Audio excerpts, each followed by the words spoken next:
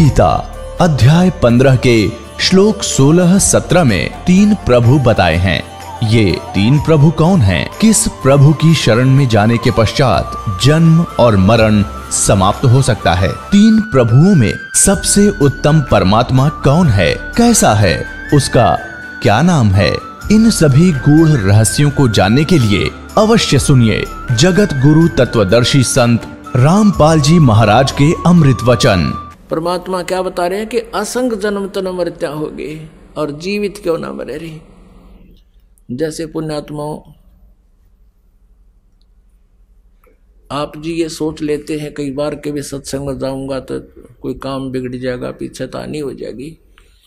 अब जैसे एक व्यक्ति नाइट सर्विस में गया था रात ने, और सुबह उसने जल्दी आके और कोई काम करना था, घर पे कोई ऐसा विशेष कार्य था, और वो दुर्घटना में मृत्यु को प्राप्त हो गया। अब परमानेंटली गया यहाँ से। जिन आवश्यक कार्यों के लिए वो नाइट सर्विस में सफ़र कर रहा था, रात्रि सेवा में, और सुबह वापस नहीं आ सका अपने घर पे। अब परमात्मा याद दिलाते हैं कि असंग जन्म तन मृत्या होगे, जीवित क्यों ना मरे रे। जब आप यहाँ के लिए चलो तो नो सोच लो हम 3 दिन के लिए मर गए, मृत्यु होगी हमारी। अपन आत्माओं 3 दिन में कोई मान लीजिए हानि भी हो जाती है तो फिर जाकर ठीक कर लोगे, अरे या परमानेंट टिकट कट की जब क्या कर लेंगे। एक विचार करने की बात है कि किसी दिन ये परमानेंट मौत होगी, जब क्या कर लोगे तुम। वैसे तो भगवान के लिए जो आते हैं उनके हानि नहीं हो सकती, है गारंटीड बात है। दास की 100 बार आजमाई हुई बातें हैं। अगर इस दास के साथ बीती हुई कथाएं सुनाने लग जाता है, 3 दिन का सत्संग और हो जा, जब जाकर हमारा पे विश्वास दृढ़ हुआ था सचमुच कबीर इज गॉड। ना कबीर जी कोई हमारी जाति के, ना कोई खानदान में ना थे, कदे पहले देखे ना सुने। इस परमात्मा को गहराई से जाना और परखा, और जब डंडोरा पीटना शुरू किया इस दास ने, जो आज आपके समक्ष लाखों की संख्या में पुण्यात्माओं ने लाभ उठा लिया भगवान का। अब क्या बताते हैं? असंग जन्म तन मृत्या होगे, जीवित क्यों न मरे रे।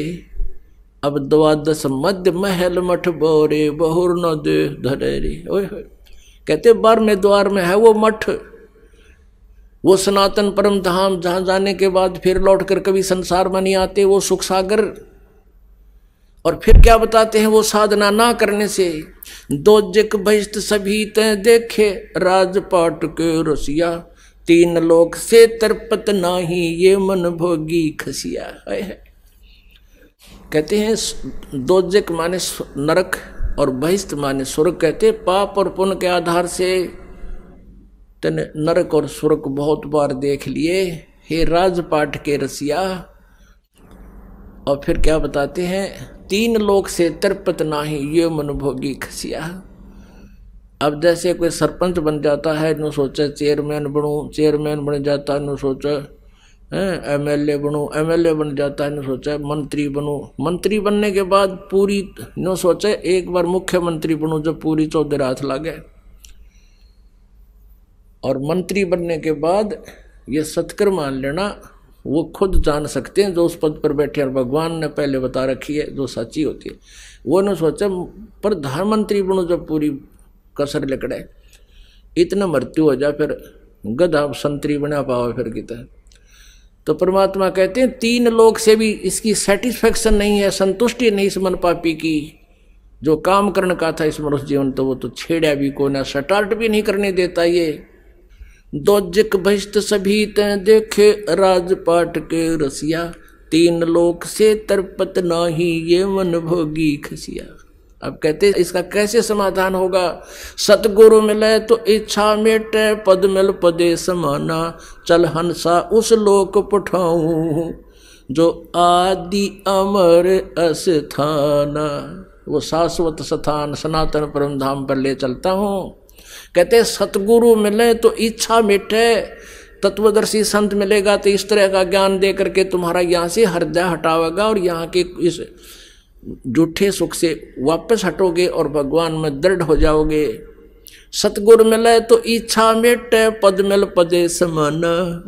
पद, पद माने वे ऑफ वर्शिप, पद्धति, भगवान की सच्ची साधना की विधि।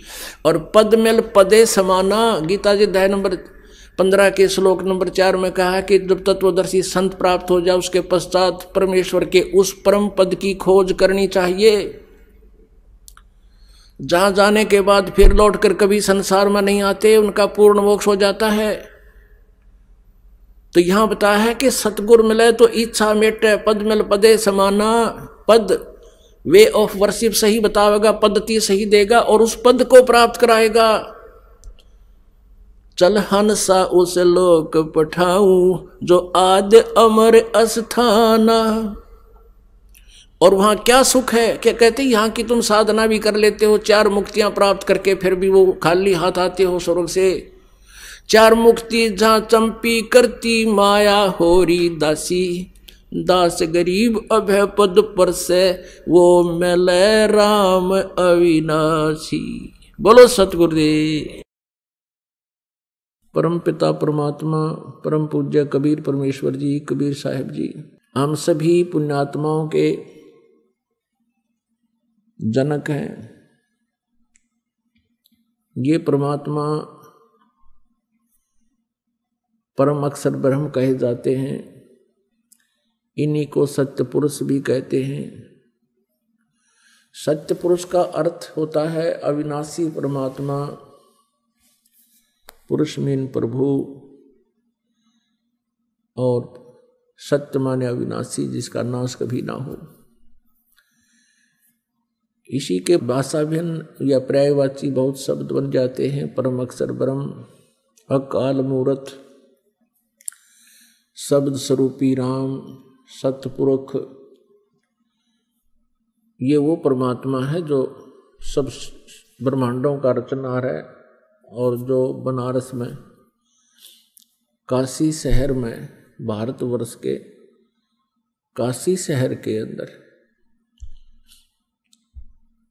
एक जुलाहे की भूमिका किया करते थे, जो धानक कहलाते थे। ये पूर्ण परमात्मा है, असंख्य ब्रह्मांड के स्वामी। पुण्यात्माओं, परमात्मा की पहचान कैसे की जा सकती है? परमात्मा की पहचान करने के लिए हमने जो आधार बना रखा था वो ये था, जैसे श्री कृष्ण जी ने मोरध्वज राजा के पुत्र ताम्रध्वज को आरे से 2 भाग करवा के जो मृत्यु को प्राप्त हो गया था उसको जीवित कर दिया। जिस कारण से हमने भगवान श्री कृष्ण जी को सुप्रीम पावर मान लिया। इसको कहते हैं चमत्कार परिचय, पर्चा बोलते हैं इसको, पर्चा, परिचय भी शुद्ध हिंदी में परिचय कहते हैं, यानी पहचान प्रभु की। उन परिचयों में जो लक्षणों में से एक ये भी है कि परमात्मा मुर्दे को जीवित कर सकता है, और दूसरा ये भी है परमात्मा जीव की आयु भी बढ़ा देता है। और इसके साथ साथ और भी बहुत से गुण हैं, लक्षण हैं, जिनसे परमात्मा की पहचान की जा सकती है। एक भगवान के गुणों में, लक्षणों में ये भी आता है कि वो निर्धन को धनी बना सकता है, रंग को राजा बना सकता है।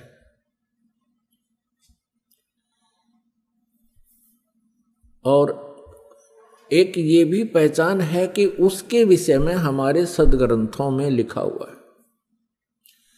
परमात्मा के गुणों की जानकारी हमारे पवित्र सदग्रंथ भी बताते हैं। जिस परमेश्वर के लक्षण, जिस परमेश्वर के सर्वचिन्ह इन सभी बातों पर खरे उतरते हैं, सभी पॉइंटों पर, सभी केंद्रों पर, वो परमात्मा है, वो परमेश्वर है। इसके पहचानने के लिए हमने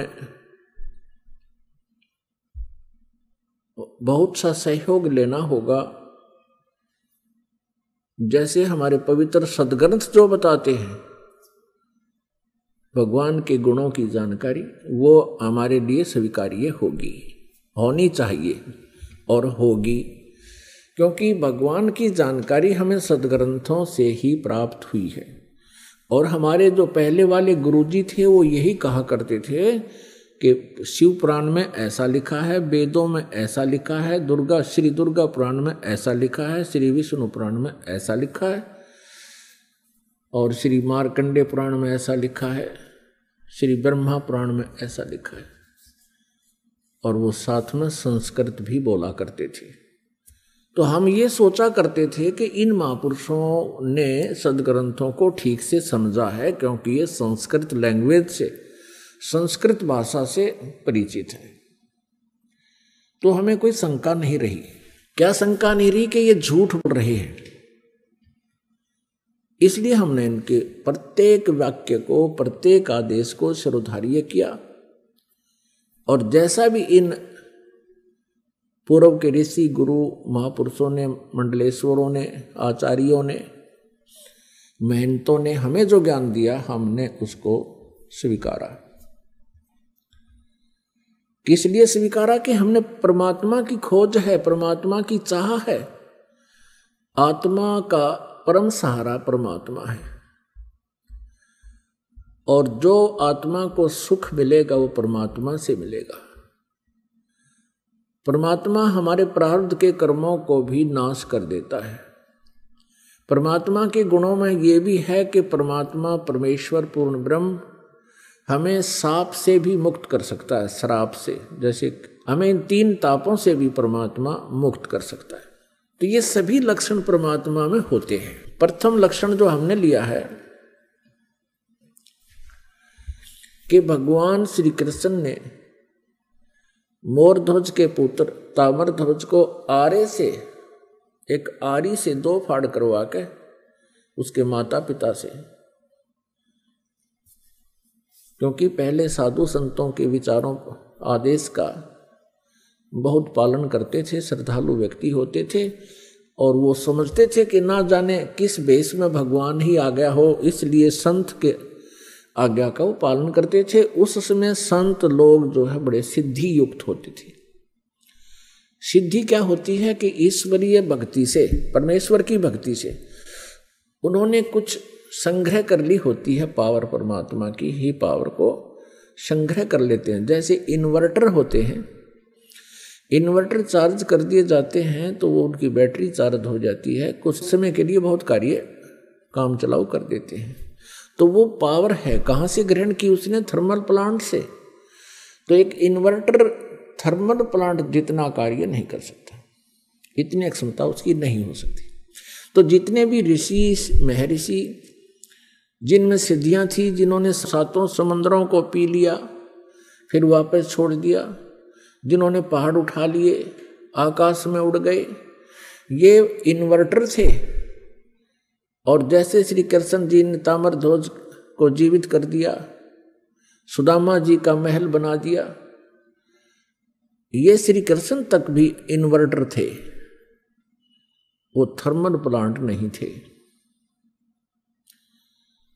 अब ये एक बार ये बात जो दास ने कही है तो ये बड़ी खटकेगी उस व्यक्ति को जिसने आज तक ये तत्व ज्ञान नहीं सुना और लोक वेद से वो रंगा गया है। लोक वेद किसे कहते हैं? जो दंत कथा होती है, सुना सुनाया ज्ञान, अक्षेत्रीय ज्ञान, एक दूसरे से सुना हुआ ज्ञान, उसको लोक वेद कहते हैं। पुण्यात्माओं, श्री कृष्ण जी और अर्जुन मोरध्वज राजा के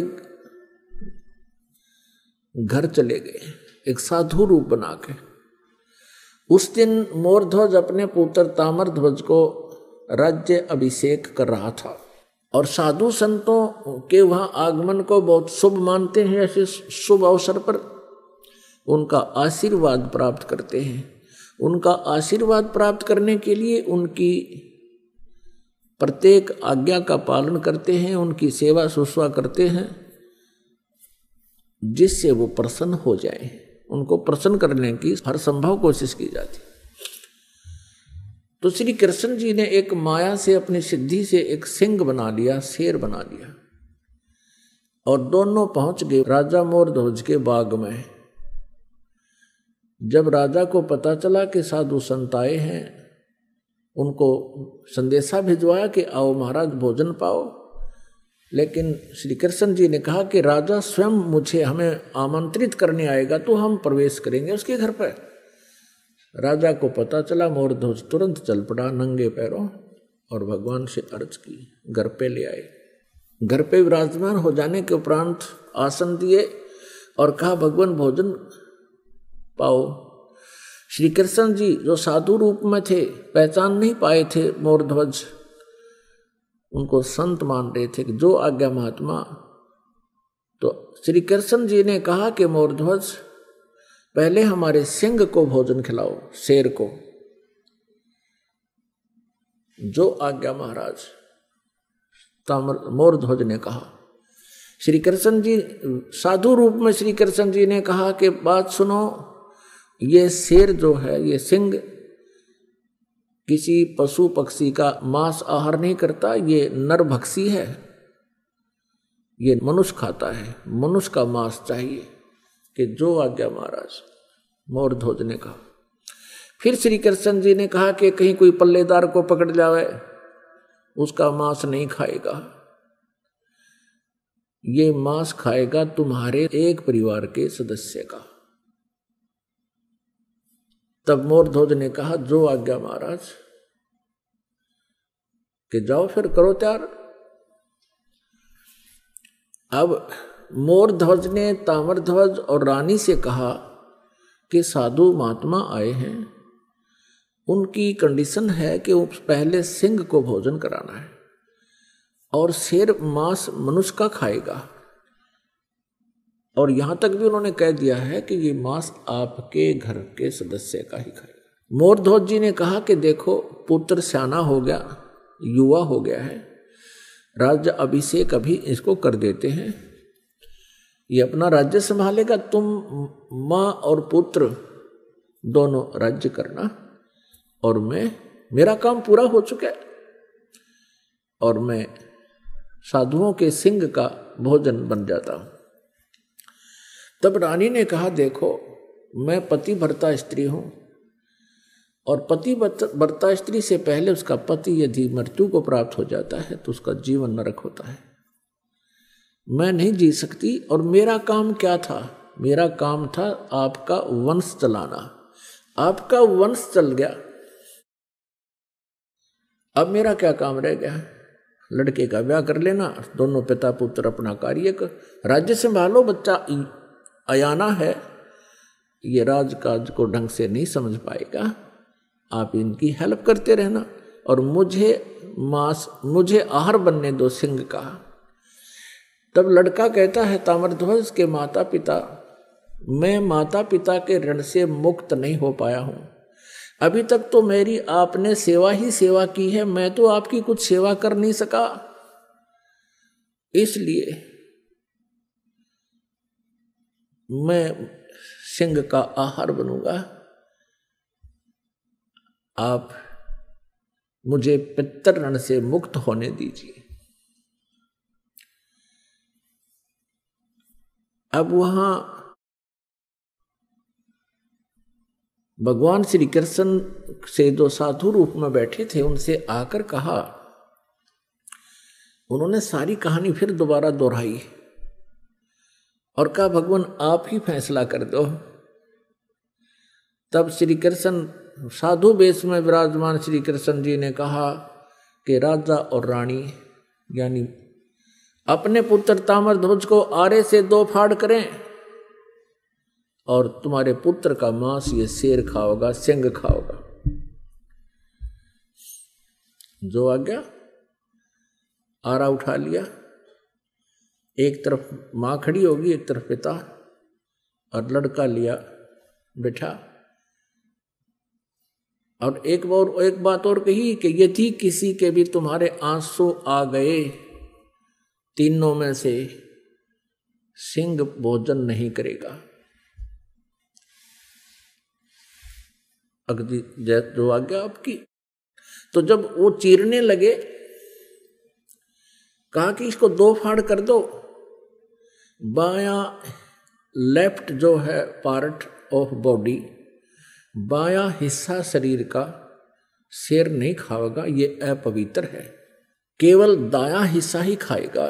बाएं को फेंक देना, दाएं को उठाकर पकाओ, पकाना है। ये बात सुनकर के उस समय आरा चल रहा था। ताम्रध्वज की आंखों में आंसू आ गए।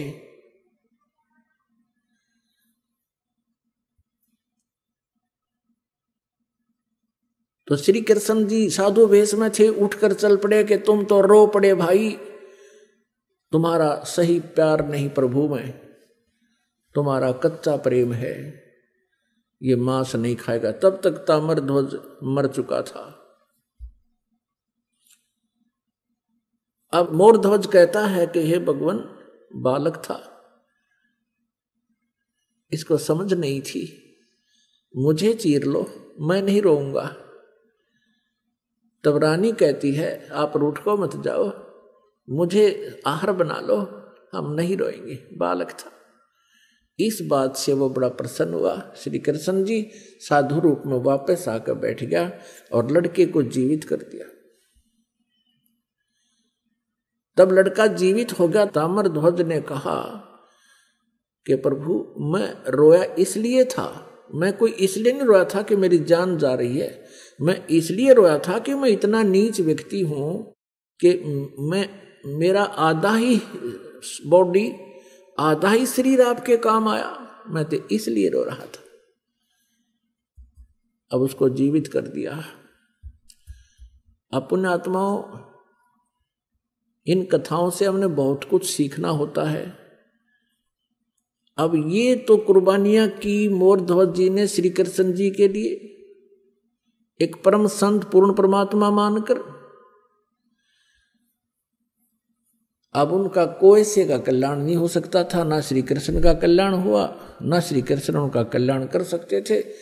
लड़के को जीवित कर देना, इन प्रभुओं में गॉड पावर होती है, जैसे इन्वर्टर वाली। एक इन्वर्टर की क्षमता होती है, वो केवल 2 बल्ब भी जगा सकता है। एक इन्वर्टर की ऐसी क्षमता होती है कि वो कूलर भी चला दे, 2-3 बल्ब भी चला दे, और कोई छोटी मोटी हैंडपंप की मोटर भी चला दे, आधे हॉर्सपावर की। लेकिन फिर भी वो अक्षमता उसकी कंप्लीट नहीं, पूर्ण नहीं होती, पर्याप्त नहीं है। और थर्मल प्लांट से 3 फेज की लाइट चला दे, डूंडा ठा देते 10 हॉर्सपावर की मोटर हो और पूरे पंडाल में चमका दे। तो ऐसे अंतर है इन भगवानों में। अब यहां आप जी के लिए इसका एक निष्कर्ष निकाला है परमेश्वर कबीर जी ने। कहते हैं महिमा की जय संत की, तन मन धन सब दे, शर मांगे टाड़ा नहीं, मोर ध्वज लख ले। कि संत, जब परम संत तुम्हें मिल जावे उस समय, उस संत की इतनी आदर सत्कार और आज्ञा का पालन करना। यदि सिर भी मांगे, नाटना नहीं, सिर मांगे टाला नहीं, मोर ध्वज लख ले, मोर ध्वज को देख लो। पुण्यात्माओं, अब अकाल गिर गया साधु संतों का इस कलयुग के इस पीरियड में। ये नकली, पाखंडी और डोंगी, इनका सत्कार हो गया है और इन्हीं का बोलबाला हो रहा है। इन्होंने बैठा दिया भक्ति का और भाव खत्म कर दिया भक्तों का। अब पुण्यात्माओं, इस लक्षण से हमने श्री कृष्ण जी को परमेश्वर मान रखा था कि उन्होंने मोर ध्वज के पुत्र ताम्रध्वज को आरे से 2 फाड़ करवा के जीवित कर दिया। यही श्री कृष्ण जी अपने सगे भांजे अभिमन्यु को जीवित नहीं कर सके, जो महाभारत के युद्ध में चक्रव्यूह के अंदर मृत्यु को प्राप्त हो गया था। सुभद्रा रो रही थी, जो श्री कृष्ण जी की बहन थी, अर्जुन के ब्याही थी। सुभद्रा पुत्र था अभिमन्यु। 5 पांडव रो रहे थे, सुभद्रा रो रही थी, श्री कृष्ण रो रहा था और पांडवों का कुल नाश हो रहा था। श्री कृष्ण जीवित नहीं कर सके। वहां तो पंगा पा दिया जाके खुद चरवा के जीवित कर दिया लड़का मोरध्वज का पुत्र, और वहां सुभद्रा पुत्र को श्री कृष्ण जीवित नहीं कर सके। तो परमेश्वर कबीर जी ने ये बताई है भिन्नता कि श्री कृष्ण जी उर्फ विष्णु जी, श्री कृष्ण जी विष्णु जी समझो, विष्णु जी के अवतार, उन्हीं की आत्मा यहां देवकी के गर्भ से उत्पन्न हुई थी। और ये केवल 4 भुजा के और 16 कला के भगवान हैं। इनके जो पिताजी हैं वो ब्रह्म है, शरपुरुष भी इसे कहते हैं। वो 1000 भुजा का भगवान है और उसकी 1000 ही कलाएं हैं। तो इस प्रकार इनकी हॉर्स पावर समझो, ये हॉर्स पावर है, ये 16 हॉर्स पावर के हैं। इनका पिता 1000 हॉर्स पावर का है, और अक्षर पुरुष है वो 10,000 हॉर्स पावर का है। और ये परम अक्षर पुरुष सत्य पुरुष, ये इसकी हॉर्स पावरों की कोई गिनती को ना, असंख्य अनलिमिटेड। तो जो कार्य पूर्ण परमात्मा कर सकता है, ये अपूर्ण भगवान नहीं कर सकते। जो कंप्लीट गॉड जो काम कर सकता है, इनकम्प्लीट गॉड नहीं कर सकते। और यही पूरे सदग्रंथों में यही संदेश दिया है।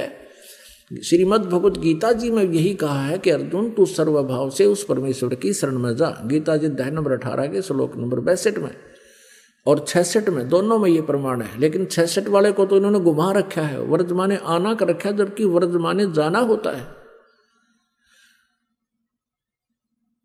और उसी की कृपा से ही तू परम शांति को और सनातन परम धाम को प्राप्त होगा। अब यहां प्रसंग है कि वो मोरध्वज के पुत्र को तो जीवित कर दिया, अब सुभद्रा पुत्र को श्री कृष्ण जीवित क्यों नहीं कर सके? क्योंकि अभिमन्यु की आयु सीमा प्रारब्ध इतना ही था। अब अभिमन्यु का प्रारब्ध इतना ही था, उसकी आयु शेष नहीं थी। तो ये भगवान आयु नहीं बढ़ा सकते। हाँ, इस टूटे फूटे शरीर को ये जोड़ तोड़ कर सकते हैं, और इस आत्मा को पुण्य स्थापित इसमें कर सकते हैं। जैसे ऐसे ऐसे बहुत से महापुरुषों ने, संतों ने भी किया है। जैसे महर्षि वाल्मीकि जी थे, जिसमें सीता जी को निकाल दिया था घर से भगवान श्री रामचंद्र जी ने, वो गर्भवती थी। महर्षि वाल्मीकि जी के आश्रम में जाकर उन्होंने शरण ली, वहां रहने लगी, पुत्र को जन्म दिया। उसके बाद एक दिन जब वो उसका नाम लव रख दिया, जब लव 8-9 महीने का हो गया, वो 1 वर्ष का हो गया, सीता जी कपड़े धोने के लिए दरिया पर जाया करती थी प्रतिदिन, और बच्चे को पालने में सुला जाया करती थी। और वाल्मीकि जी से प्रार्थना करके जाती थी, पिताजी बच्चे का ध्यान रखना। कि जा बेटा, मैं ध्यान रखूंगा। एक दिन ऐसा हुआ कि महर्षि जी समाधिस्थ हो गए थे, और सीता बच्चे को वहीं लेटाकर चली गई, ये कहकर के पिताजी ध्यान रखना। कुछ देर के बाद उसको ध्यान में आया कि पिताजी यानी ऋषि जी साधना कर रहे हैं, हो सकता है उसकी आंखें ना खुले, देर तक समाधिस्थ बने रहें, कहीं पीछे से कोई बच्चे को पशु पक्षी उठा ना ले जाए। ये सोचकर वापस जाकर बच्चे को उठा लाई। वाल्मीकि जी जब समाधि अपनी साधना से उठे, देखा बच्चा है नहीं।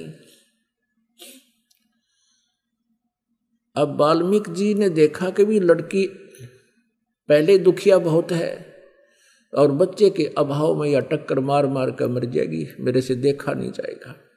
इसलिए अपनी भक्ति शक्ति से उसने डाब के पत्ते तोड़े, कुश के, कुशा बोलते हैं, कुश बोलते हैं डाब को, एक घास होता है। डाब के पत्ते तोड़े, उनको ऐसे मला, और अपनी मंत्र शक्ति से और पुत्र एक लड़का बना दिया, और वो लेटा दिया वहां पर। 1 वर्ष की आयु का। अब सीता वापस आई, उसने पूछा पिताजी ये दूसरा लड़का किसका है? तब ऋषि जी ने देखा कि लड़की तो बच्चे को गोद में लिए हुए है। तब उसने कहा बेटी ये भी तेरा ही है। तब उसने सारी कहानी बताई कि बेटी तू कहकर गई थी कि बच्चे को ध्यान रखना, और प्रतिदिन कह के जाती थी। आज मैं देर से समाधि से उठा तो मैंने सोचा लड़की बच्चे को यहीं लेटा कर गई होगी और बच्चा नहीं है, कोई उठा ले गया होगा पक्षी पशु, और बेटी रोएगी, इसलिए मैंने ये एक पुत्र तेरे लिए और अपनी सबद शक्ति से बना दिया। अब दोनों को पाल। अब सीता ने उन दोनों को पुत्र रूप में पाला। उसका नाम कुश रख दिया। लव और कुश ये 2 पुत्र थे। तो कहने का भाव यह है कि ऐसे चमत्कार जो होते हैं इनको बोलते हैं परिचय, इसको पर्चा बोलते हैं, चमत्कार बोलते हैं। इन चमत्कार मात्रों से इन चमत्कारों मात्र से हम परमात्मा नहीं मान सकते प्रत्येक व्यक्ति को। इसके साथ साथ और बहुत से भी लक्षण होते हैं। पुण्यात्मा, अब हम आपको परमेश्वर कबीर जी के विषय में जानकारी देंगे। इसी के पैरेलल के श्री कृष्ण जी ने मोर ध्वज के पुत्र को जीवित कर दिया।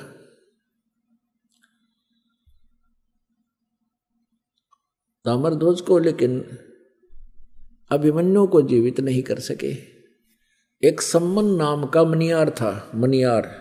मनियार कहते हैं जो चूड़ी बेचा करते गांव गांव में।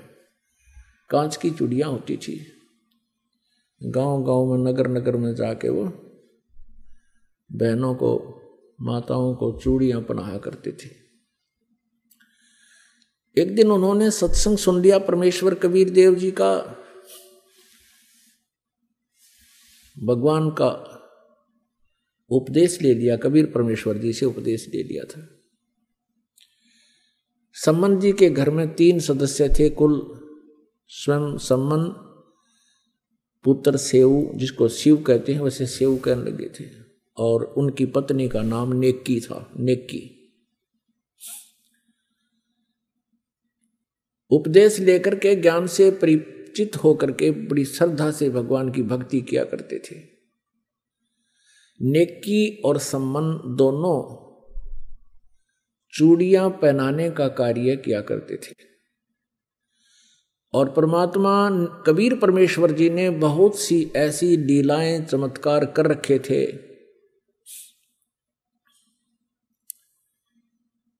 तो वो बताया करते थे, जहां भी चूड़ियां पहनाने जाते थे एक पंथ 2 काज किया करते थे।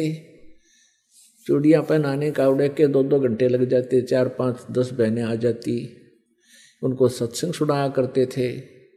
उनके हाथ में जैसे धागा लगा हुआ है, वो पूछा करते थे कि ये धागा कैसा बांध रखा है। तो बताते थे कि हमने ऐसे गुरु बना लिया है, हमारे गुरु जी हैं।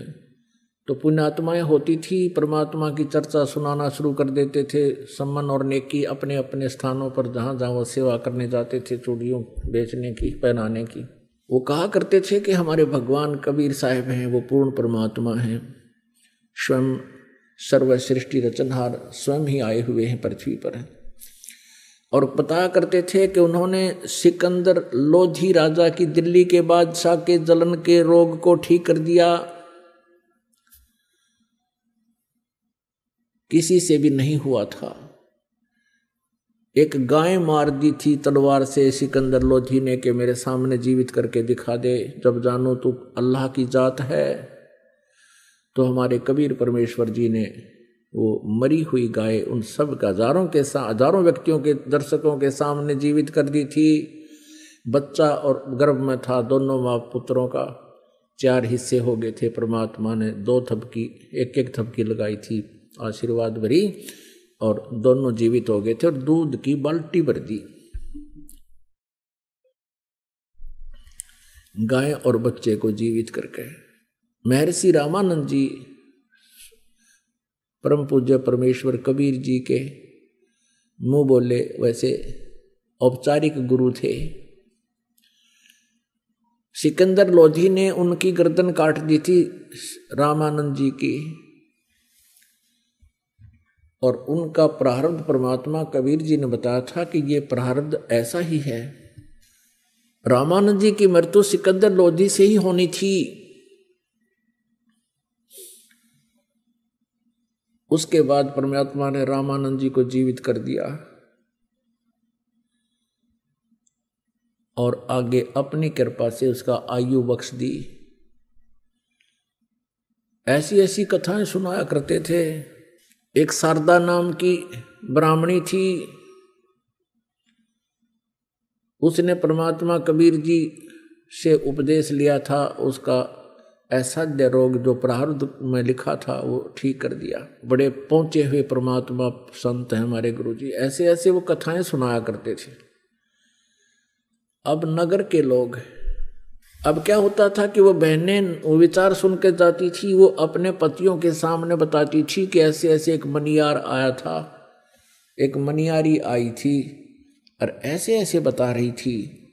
तो उनके पति कहते थे ये सब झूठ बोलते हैं, ये संत पाखंडी होते हैं, भोली आत्माओं को अपने चुंगल में फंसा रखा है। यदि इनके गुरु ऐसे पहुंचे हुए हैं तो इनको धनी क्यों ना बना देते। ये इनके पास ना ढंग से कोई मकान है, ना इनके पास ढंग से कपड़े हैं, हैंड टू माउथ ये जी रहे हैं, इनको क्यों नहीं धनी बना देते।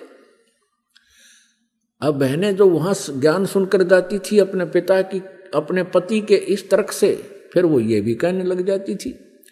तो ऐसे दूसरी बार वहां चर्चा होती थी उन मनियार और मनियारी के द्वारा। तो वो ये तर्क देते थे कि भी तुम बात तो करते हो बड़ी बड़ी, लेकिन तुम स्वयं भूखे मर रहे हो। कभी तो आटा उधारा ले जाते हो, कभी कुछ उधारा ले जाते हो। तुम्हें क्यों नहीं सेठ बना देता तुम्हारा गुरु। तो वो क्या कहते थे कि हम भगवान से मोक्ष मांगते हैं, हम यहाँ का धन नहीं मांगते। तो वो कहते हैं मोक्ष तो बाद की बात है, पहले तो रोटी भी तो चाहिए। तो उनके जो के संसार के विचारों में और भगत के विचारों में, जगत के विचारों में, भगत के विचारों में बहुत भिन्नता होती है। और इसी कारण से तालमेल नहीं बनता, विरोध बना रहता है। अपुण्यात्माओं, अब परमात्मा की कई लीलाएं बतानी पड़ेंगी इसमें। एक समय एक शेख तकी नाम का सिकंदर लोधी दिल्ली के बादशाह का गुरु था, धार्मिक गुरु था। और जब उसको ये पता चला कि सिकंदर लोधी के जलन का रोग कबीर जी ने ठीक कर दिया, परमेश्वर कबीर जी ने, और सिकंदर लोधी ने बताया कि मैंने अपने हाथों से अपनी तलवार से स्वामी रामानंद जी को मार दिया था, कत्ल कर दिया था, उसका धड़ से अलग कर दी थी उनकी जो है गर्दन, और कबीर जी ने जीवित कर दिया। इस चीज को देख करके शेख तकी के मन में बहुत ईर्षा होगी कबीर जी के प्रति कि ये इतना प्रभाव जमा बैठा है राजा के दिल में, अब मेरी दाल गलेगी नहीं। और जब तक मैं कबीर जी को सिकंदर लोधी बादशाह के हृदय से नजरों से नहीं गिरा दूंगा, तब तक मेरी रीवैल्यू नहीं होगी। इस सोच से, इस दृष्टिकोण से उसने कबीर जी को नीचा दिखाने के लिए, एक दिन राजा काशी से आ रहा था सिकंदर लोधी, साथ में कबीर जी भी थे और शेख तकी भी थे। बनारस से दिल्ली लौटते समय एक दरिया के किनारे रात्रि में पड़ाव कर लिया था। अब शेख तकी ने कहा था, शेख तकी ने कहा कि राजन मैं इसको तब मानूंगा कबीर को कोई शक्ति युक्त है, मेरे सामने कोई मुर्दा जीवित करके दिखा दे। ये तो जादूगर है। सिकंदर आपने उनकी गर्दन काट दी, इसने तुरंत जीवित कर दी होगी। जब जानूं किसी मुर्दे को जीवित करके दिखाए तब मानूं मैं। अन्यथा मैं सब मुसलमानों को कह दूंगा कि सिकंदर लोधी हिंदू बन गया है, इसने हिंदू गुरु बना लिया। इस बात का सिकंदर लोधी को पता था कि मुसलमान भोली श्रद्धालु मुसलमान जितने भी हैं वो शेख तकी के प्रत्येक आज्ञा का पालन करते हैं। इसने एक बार ये आग लगा दी तो तेरा राज्य नहीं रहेगा। चिंतित हुआ सिकंदर लोधी। तब परमेश्वर कबीर जी ने कारण पूछा तो कारण बताया कि ये शेख तकी ऐसे ऐसे कह रहा है भगवान, और ये सचमुच वहां दिल्ली में जाकर आग लगा देगा, सब मुसलमानों को मेरे विरोधी कर देगा, मेरे राज्य को खतरा हो जाएगा, मैं इसलिए चिंतित हूं। ये कहता है कि एक मुर्दा कोई जीवित करे कबीर तब मैं मानूं। कबीर साहब ने कहा कि उसको कह दो कि एक मुर्दा ढूंढ लाओ कोई। अब कहने का भाव ये है पुण्यात्माओं के मालिक की रजा, क्योंकि वो अपने भक्त को टेंशन युक्त नहीं रहने देते कबीर परमेश्वर। सिकंदर लोधी को अत्यंत टेंशन हो गई थी कि ये तो बात बिगड़गी, यो नहीं माना किसी तरह भी। बहुत कुछ समझाया था कि पीर जी देखो मेरे क्या हालत थी, मैं कितना दुखी था, जलन का रोग मुझे लगा हुआ था और मैं स्वस्थ हो गया। आप जी ने सब जंतर मंत्र कर लिए थे, सब वैद्यों को आपने बुला लिया था, मैं फिर भी स्वस्थ नहीं हुआ था। कबीर जी के आशीर्वाद मात्र से मैं स्वस्थ हो गया। अब मैं इसको कैसे हृदय से उतार दूं? शेख तकी की तो दूनी भौंट सुकड़गी, उनकी त्योड़ी पड़गी। ठीक है, तो इसी को मान ले, अपना गुरु मान ले इसको, मैं कह दूंगा मुसलमानों को। अब इतनी टेंशन होगी राजा को कि भाई बात बिगड़गी। तब परमेश्वर ने कहा कि चलो। उसी समय लीला हुई। वो तो कहते सोचल छिद्र मैं करूं अपने जन के काज, ऐसी हुई रजादाता की कि कुछ कबीले ऐसे हैं वो न तो जमीन में गाड़ते मुर्दे को, न सहा करते, अग्नि में नहीं जलाते। वो क्या करते हैं, वो जल प्रवाह कर देते हैं। एक घास फूस का एक फ्लोटिंग बना करके एक बेड़ा सा तैरने वाला लकड़ियों का सूखा, और उसके ऊपर लिटा देते हैं सुसज्जित कपड़े कुपड़े साफ उनको उड़ाकर, और एक दीपक प्रज्वलित कर देते हैं और दरिया में अपने रीति रिवाज से उसको प्रवाह कर देते हैं। ऐसे जल प्रवाह किया हुआ एक मुर्दा आ रहा था। 12-13 वर्ष की आयु का शरीर था उस बच्चे का। अब सुबह सुबह सभी खड़े थे, कोई नहा रहा था, कोई भोजन बना रहा था। किसी ने देखा कि मुर्दा आ रहा है तो शेख तकी ने कहा कि बुला ले तेरे कबीर को, कर दे मुर्दे को जिंदा। अब कबीर परमेश्वर जी ने कहा कि शेख तकी पहले आप प्रयत्न करो, कहीं बाद में ये कहे कि मैं भी कर देता इसको। शेख तकी ने किए जंतर मंतर, वो मुर्दा चला गया 2-3 फरलांग यानी 1800 फुट डाउन स्ट्रीम में, नीचे को जल बह रहा था उधर को। तब शेख तकी ने कहा कि ये चाहता था कबीर जी कि मेरे सिर से बला टल जाए, मुर्दे कभी जिंदे होते, वो तो कयामत के समय होंगे। तब परमेश्वर कबीर जी ने कहा कि ठीक है। ऐसे इशारा किया था मालिक ने उस मुर्दे को जो जा रहा था नु बह करके, उसको ऐसे कर दिया, वो वापस चल पड़ा जैसे इंजन वाली नौका वापस चल पड़ती है दरिया के फलों के विपरीत, बहाव के विपरीत। ऐसे अप स्ट्रीम को और आ गया और वहां आकर के रुक गया जहां कबीर परमेश्वर विराजमान थे, खड़े थे, आए हैं, उपस्थित थे। मुर्दा से ऊपर रुका हुआ है जैसे नौका हो, और नीचे से दरिया की तरंगे बह रही हैं, लहरें। तब परमेश्वर ने कहा कि हे जीवात्मा, कबीर परमेश्वर जी ने कहा कि हे जीवात्मा जहां भी है कबीर हुक्म से इसमें प्रवेश कर, मुर्दे में वापस आ जा। तू एकदम वहीं से वो आत्मा वापस प्रवेश हुई और वो लड़का जीवित होकर के बाहर आके परमेश्वर कबीर जी के चरणों में दंडवत प्रणाम किया। बोलो बंदी छोड़ कबीर साहेब की जय हो।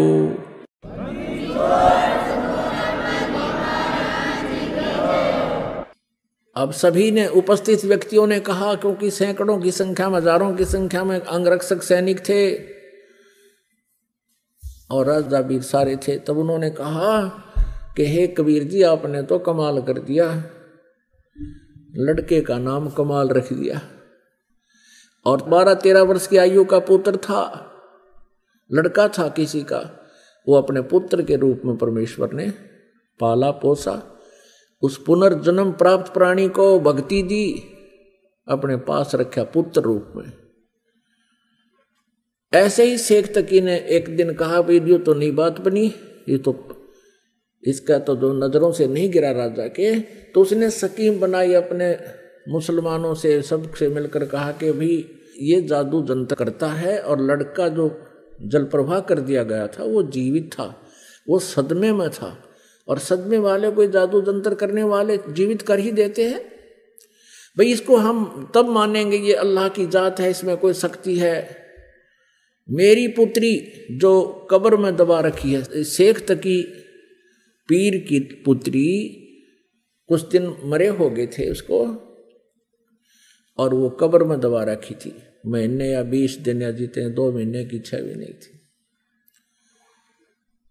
और कहने लगा, जब जानो मैं इसको, मेरी बेटी को जीवित करके दिखा दे। फिर वही समस्या पैदा करती। सिकंदर लोधी फिर टेंशन में। कबीर परमेश्वर ने कहा कि टेंशन ना करो राजन, कह दो इसको, शेख तकी को कह दो कि मुनादी करवा दे, आसपास अनाउंसमेंट करवा दे कि आज से तीसरे दिन वो लड़की जीवित की जाएगी जो कब्र में दबी हुई। सब जगह डंडोरा मुनियाद करवा दी, डंडोरा पटवा दिया, मुनादी करवा दी, अनाउंसमेंट करवा दी। कई हजार व्यक्ति आकर इकट्ठे हो गए उस निश्चित दिन को। कब्र फुड़वा दी, बच्चे का शरीर सूखा पड़ा था। अब परमात्मा ने कहा कि शेख तकी तू भी कर ले ट्राई कर दे, फिर बाद में न्यू कह मैं जीवित कर दूँ। तो उपस्थित व्यक्तियों ने कहा कि भगवान अगर ये कुछ करने योग्य होता अपनी बेटी ने कौन मरने देता, इसके पास कुछ नहीं है, आप दया करो। तब परमेश्वर ने कहा कि हे शेख तकी की लड़की तू जीवित हो जा। वो जीवित नहीं हुई। दोबारा फिर कहा परमात्मा ने कि शेख तकी की लड़की जीवित हो जा, नहीं हुई। तीसरी बार फिर कहा, नहीं जीवित हुई। अब शेख तकी ने भंगड़ा पा दिया, नाचर कूद, क्या देखा, ढोंगी का ढोंग पकड़ा गया। अब कर देना जीवित, अब कर देना जीवित। अब उस शेख तकी पाप आत्मा को अपनी पुत्री के जीवित न होने का गम नहीं था, और परमात्मा की पराजय की खुशी मना रहा था। कहते हैं राज तजना सहज है, सहज तरिया का ने, और ये मान बढ़ाई ईर्षा दुर्लभ तजनाई। और ये तजे बिना भगवान नहीं मिल सकता। तब परमात्मा ने क्या कहा कबीर जी ने कि हे जीवात्मा जहां भी है तू, कबीर हुक्म से वापस आ जा और इस बच्ची के शव में प्रवेश कर और जीवित होकर बाहर आ जा। इतना कहते ही उस शरीर में हलचल हुआ, ऐसे कंप कपी, और एकदम वह बेटी खड़ी हुई। 12-13 वर्ष की उम्र की आयु थी उस समय उस लड़की की भी, और बाहर आकर दंडवत प्रणाम किया कबीर परमेश्वर को। सबने कहा कमाल कर दिया भगवान, कमाल कर दिया। कोई हजार व्यक्ति इकट्ठे थे, देख रहे थे इस दृश्य को। कमाल कर दिया, कमाल कर दिया। लड़की का नाम कमाली रख दिया, अपनी बेटी के रूप में अपने पास रखा। अब कबीर परमेश्वर जी ने कहा कि जा बेटी अपने पिता शेख तकी के साथ। तब लड़की ने 1.5 घंटा तक प्रवचन किए कि मेरा और शेख तकी जी का जितना संबंध था पुत्री और पिता का, वो समाप्त हो चुका था। मेरी आयु मनुष्य की शेष नहीं थी। अब उस लड़की ने कहा कि हे श्रोताओ, ये पूर्ण परमात्मा है, ये कबीर अल्लाह है, ये अल्लाहु अकबर हैं, ये स्वयं उतरे हैं। अपने पिछले जन्म की कई कहानी सुनाई कि पहले जन्म में मैं एक राबिया नाम की लड़की थी, ये परमात्मा मुझे वहां भी मिले थे। 4 वर्ष मैंने इनकी भक्ति की थी, फिर वह साधना त्याग दी थी, लोक लाज में आ गई थी। उसके कारण मुझे फिर एक और मनुष्य जीवन मिला बंसुरी का, और तीसरा जन्म मुझे आज ये कमाली का मिला था। ये भी मेरा उस भक्ति के, उस 4 साल की भक्ति जो मैंने की थी, उसके कारण ये 2-1.5 मेरे अनमोल जन्म मुझे मिले थे। और अब मेरी कोई शेष जीवन नहीं था। ये पूर्ण परमात्मा आए हैं। मैंने भी गलती की थी लोगों, अब मैं बोलूंगी नहीं इस भगवान को। इन्होंने मेरी दिव्य दृष्टि खोल दी है और मुझे पिछला ज्ञान हो गया है। उसके बाद वो लड़की ने धिक्कार दिया शेख तकी को कि तू मनुष्य नहीं शैतान है, भगवान आए हैं तो ईर्षा कर रहा है। वो कहता है इसने मेरी लड़की को बहका लिया, जद्दू जंत्र कर दिया, इस पे कोई प्रेत छोड़ दिया, इसकी ओर ही बोल रही है। माना नहीं वो नालायक। लेकिन अन्य हजारों की संख्या में उपस्थित व्यक्तियों ने परमात्मा की जय जयकार की और नाम लिया, उपदेश लिया और शिष्य बन गए। अपनात्मा परमात्मा की परिभाषा को समझने के लिए बहुत से प्रमाण आपको देने पड़ेंगे और तभी हम भगवान को पहचान सकेंगे। जब तक हम भगवान को नहीं पहचानेंगे, परमेश्वर को, हम अपना कल्याण नहीं करवा पाएंगे, क्योंकि हमें कोई ना कोई भ्रमित कर ही देता है। काल का दूत कोई ना कोई ऐसी स्टोरी सुना देगा जिससे आपको विचलित कर देगा। लेकिन इन प्रमाणों से आप विचलित नहीं हो सकते। आइए अब हम उन श्रद्धालुओं के अनुभव जानते हैं जो जगत गुरु तत्वदर्शी संत रामपाल जी महाराज जी से दीक्षा प्राप्त कर चुके हैं तथा उनके द्वारा बताए गए भक्ति मार्ग पर चल रहे हैं। नमस्कार जी। नमस्ते सर जी। सर क्या नाम है आपका? सर जी मेरा नाम सुरेश कुमार साहू है। सर आप कहाँ के रहने वाले हैं? सर मैं ग्राम गोढ़ा, तहसील मेहरोनी, जिला ललितपुर, उत्तर प्रदेश का रहने वाला हूँ। सर संत रामपाल जी महाराज से आपने नाम दीक्षा कब ली? सर जी संत रामपाल जी महाराज से मैंने नाम दीक्षा मई 2014 में ली। संत रामपाल जी महाराज से नाम दीक्षा लेने से पहले क्या आप कोई भक्ति साधना भी करते थे?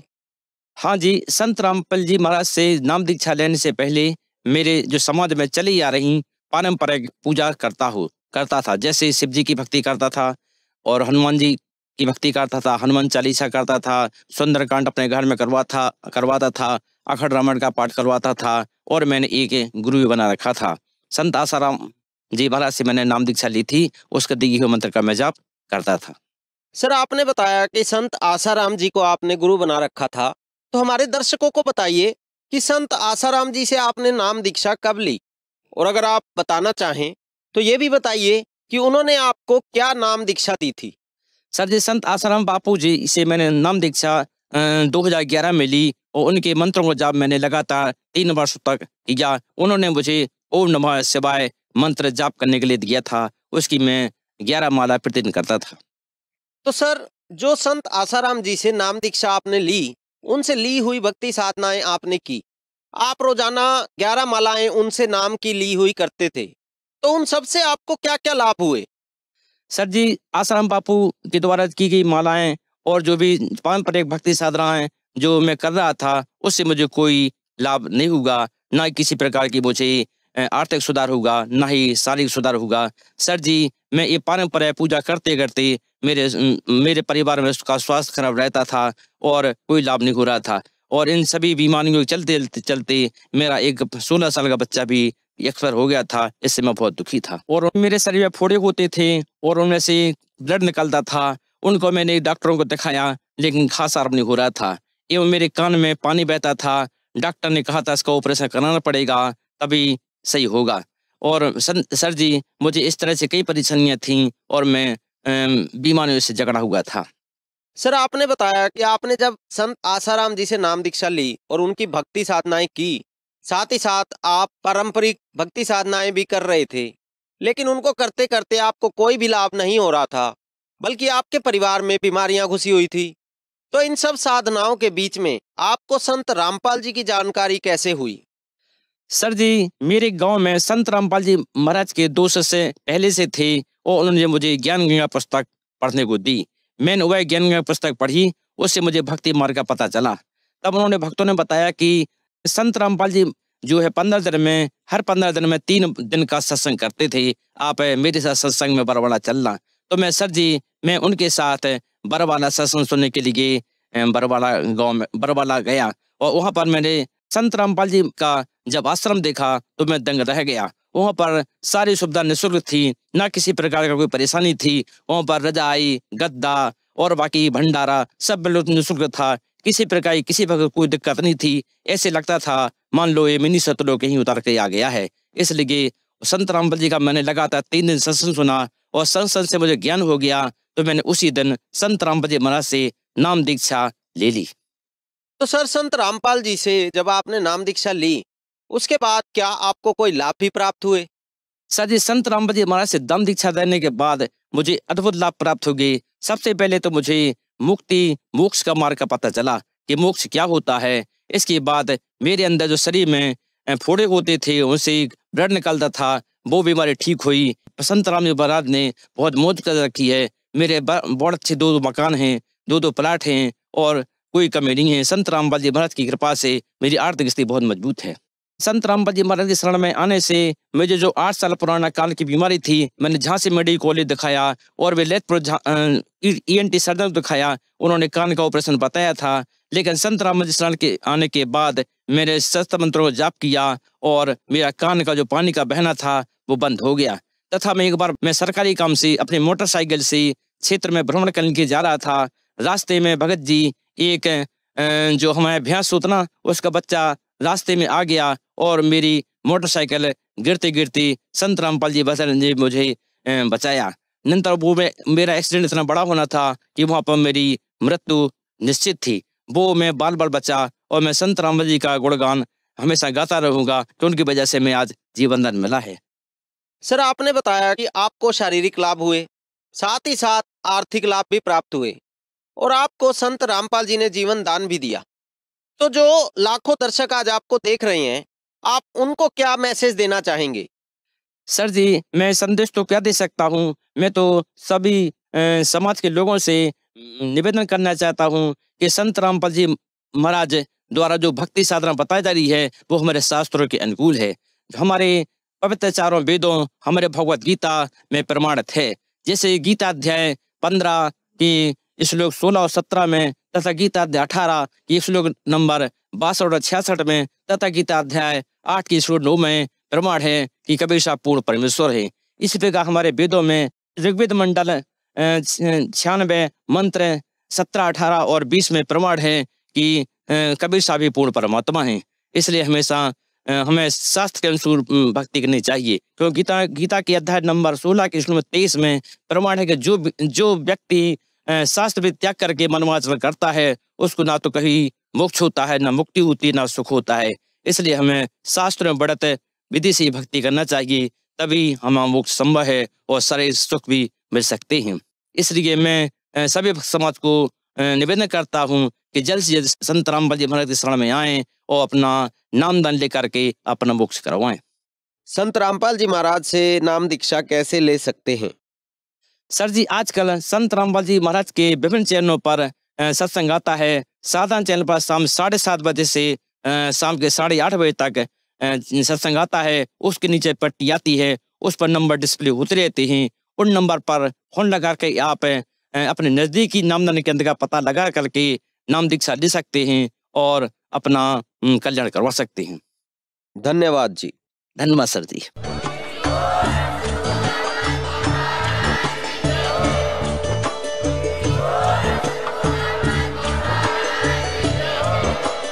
आप सुन रहे थे जगत गुरु तत्वदर्शी संत रामपाल जी महाराज जी के मंगल प्रवचन। अधिक जानकारी के लिए विजिट कीजिए हमारी वेबसाइट www.jagatgururampalji.org। संत रामपाल जी महाराज जी के शुभ आशीर्वाद से पूरे विश्व भर में 500 से भी ज्यादा नाम दीक्षा केंद्र हैं, जिन पर संत रामपाल जी महाराज जी द्वारा ऑनलाइन निःशुल्क नाम दीक्षा दी जा रही है। अपने नजदीकी नाम दीक्षा केंद्र का पता करने के लिए संपर्क करें 8222